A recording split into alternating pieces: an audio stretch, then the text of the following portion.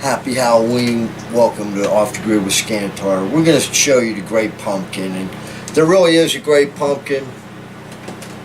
Let's take a look.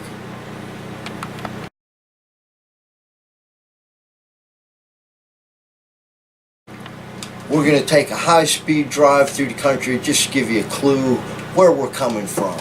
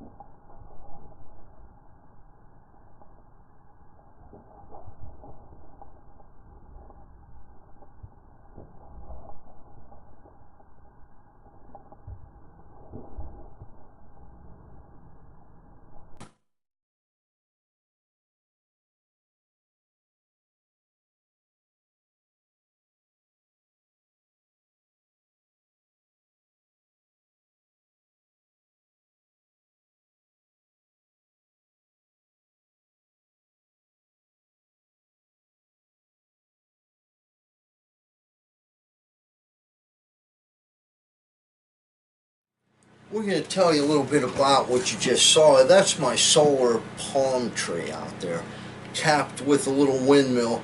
Now I must say the windmill is more of a mascot than a power generation device. I have that hooked up to one of these 10-watt LED lights like this.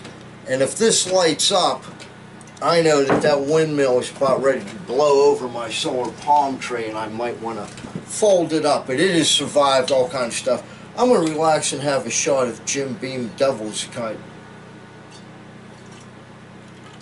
They call it that because the angel share evaporates through the barrel, and they pour out the regular guys bourbon, but then there's trapped in the barrel this really good tasting bourbon. So they found a way to wring it out, the Devil's Cut out of the barrel, and then they mix it with extra age, so it's very good. I'd like to bring up another great book on the show.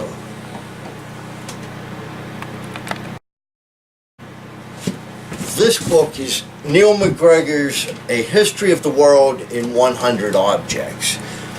We're attached to our objects, and what we have sort of defines us as a society he's getting into.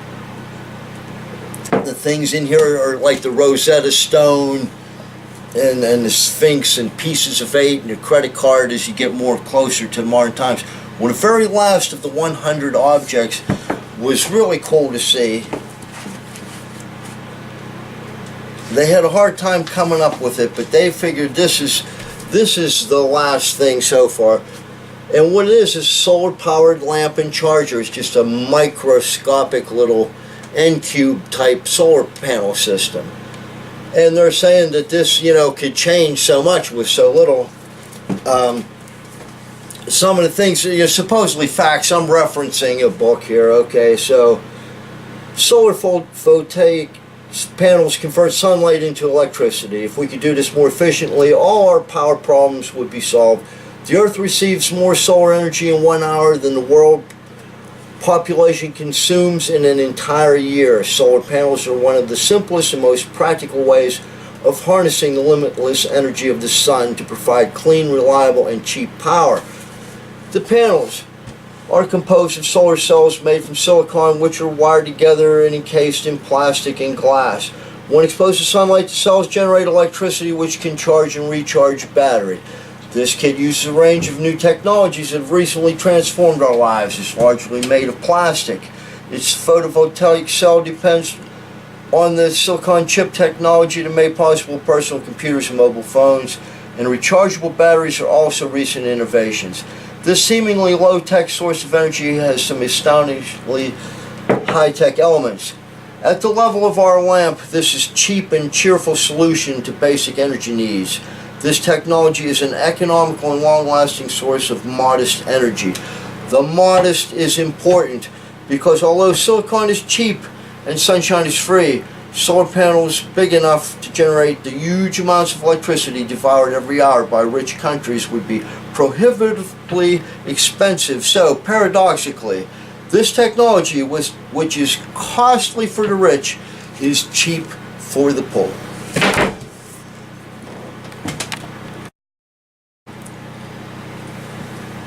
Yeah, so this man thought enough of that little solar micro system, and it's just like the N-cube system, only much smaller. And the N-cube system has been the basis of my whole operation. It's always keeping the lights on. You think about, you pay your light bill. That's what you have to have, just to get about and around. And then everything else, you could pare it down that if you need it, or not. Won't just make this book disappear. And we're going to show you some of the things. I work on generators. We'll show you some things we've been working on lately. This next shot is a small unit we put inside a building there. We took out an older one and we had to reinstall it. Let's just show that little clip.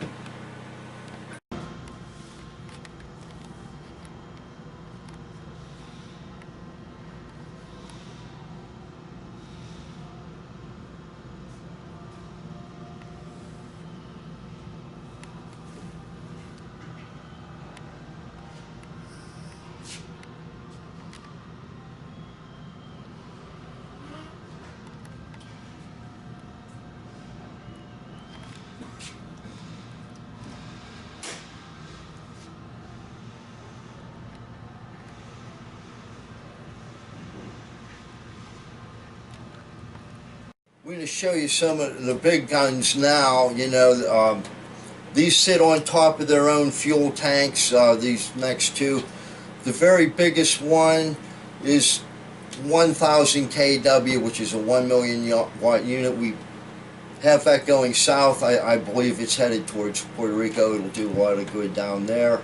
And then there's a 500,000 watt one that I'm standing next to that has its house off, and you get an idea what it's like under the hood there. You know, very small package for that much power. So we're going to show you, you know, some of the big guns here.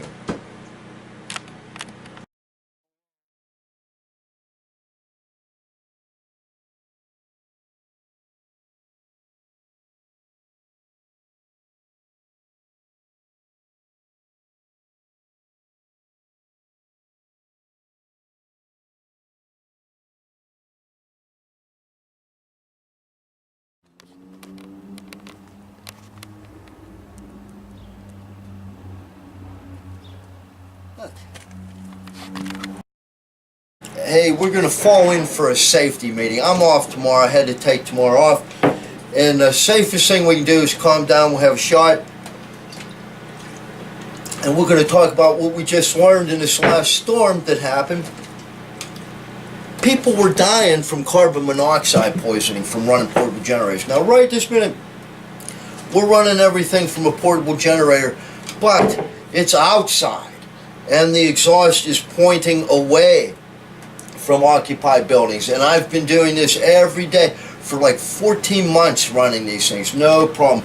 But what happens, people will try to run it in the garage. Carbon monoxide is an odorous gas. It will kill you in minutes. And if it's outside and it blows back in your open window, same thing, and you just can't take any chances with carbon monoxide. I had to bring that up.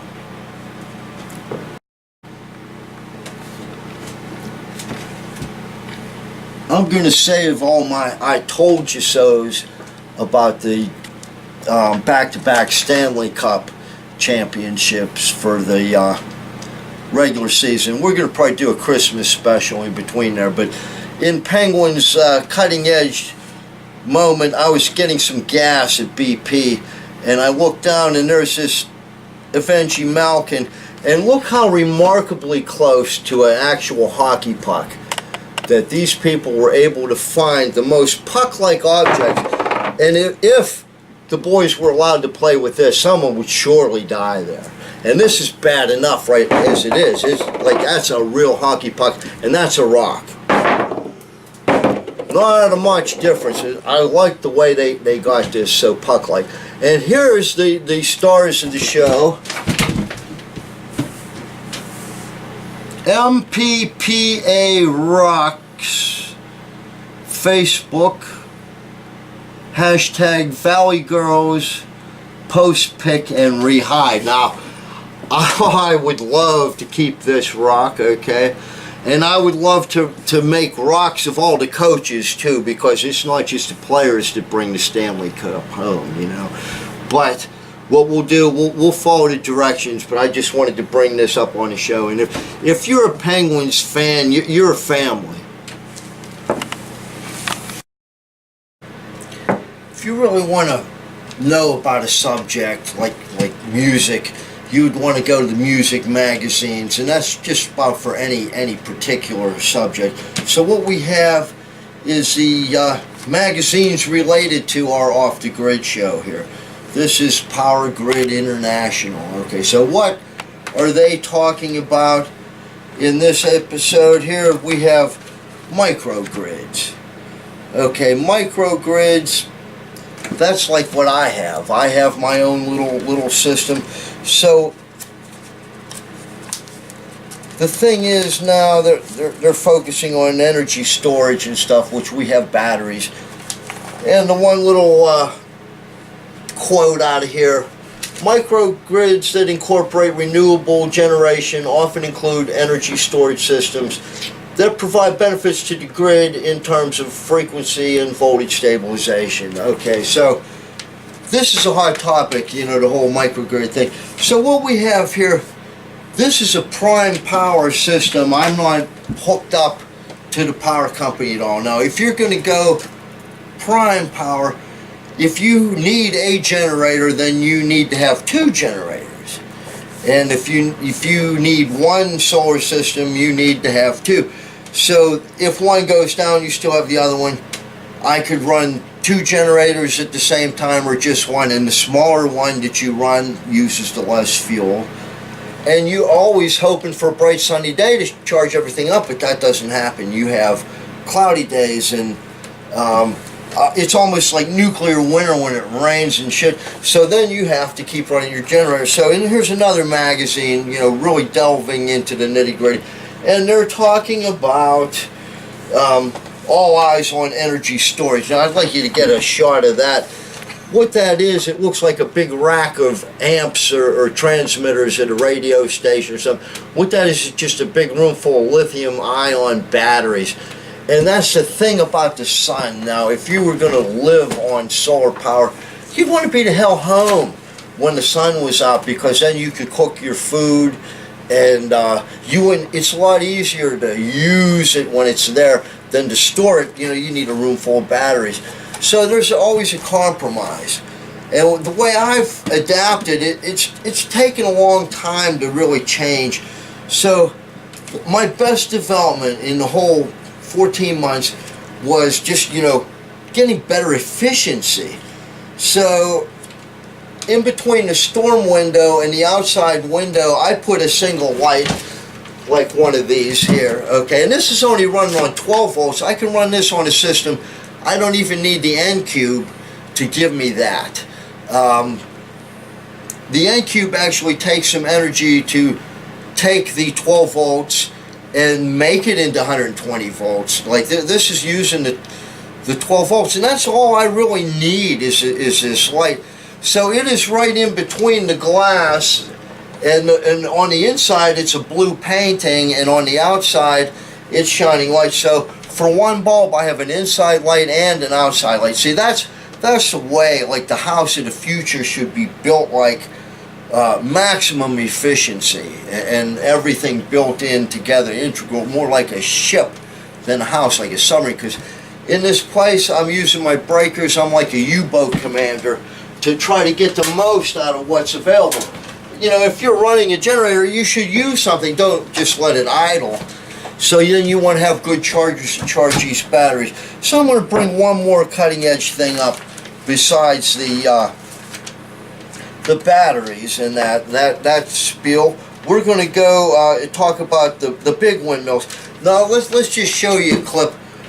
In the local area, we were doing a generator job, and they happened to be making these, what I consider, giant windmill blades. And we took a drive around, so we'll show you some of these big parts of these blades and stuff and how big they are.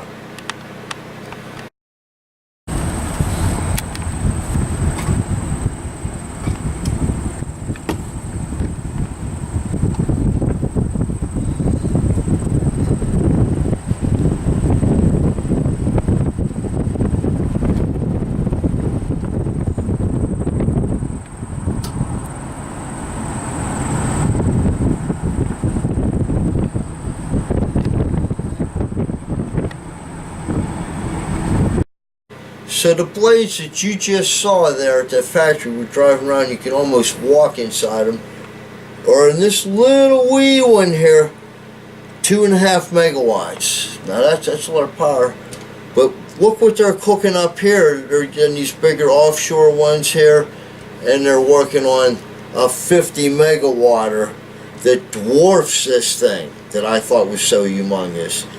And you know, these weren't all green. There were some unforeseen consequences. I heard they were popping the lungs of bats, you know, the low pressure from the blades and things.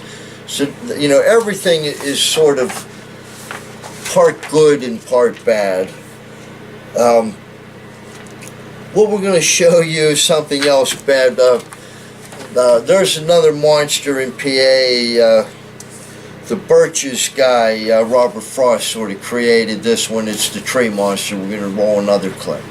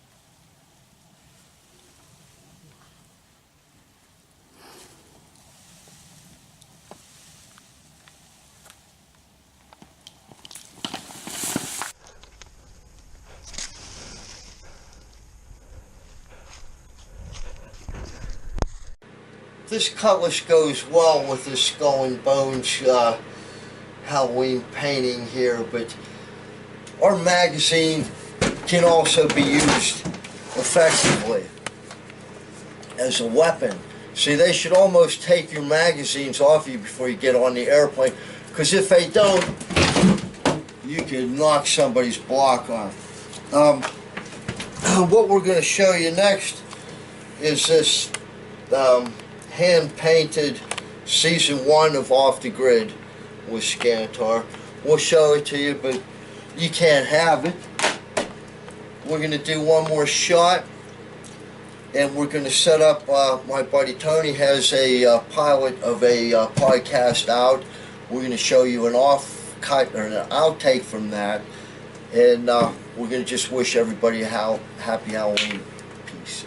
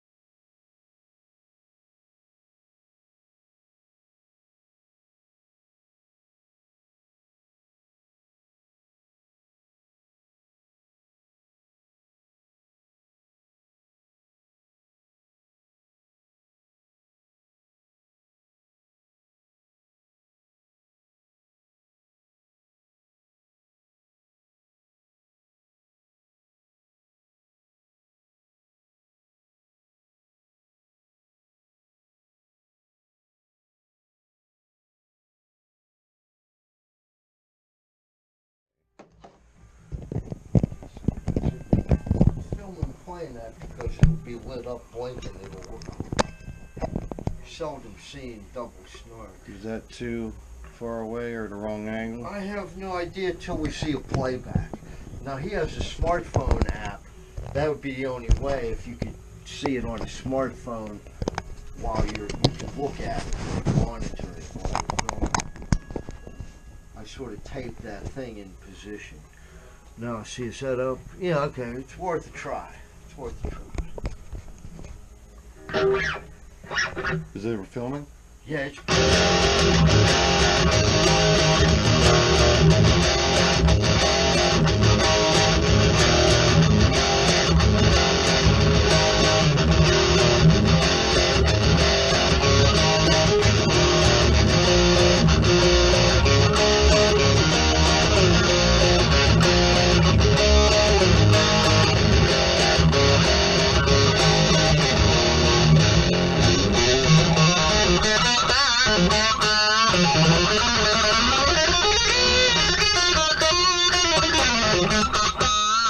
Thank you.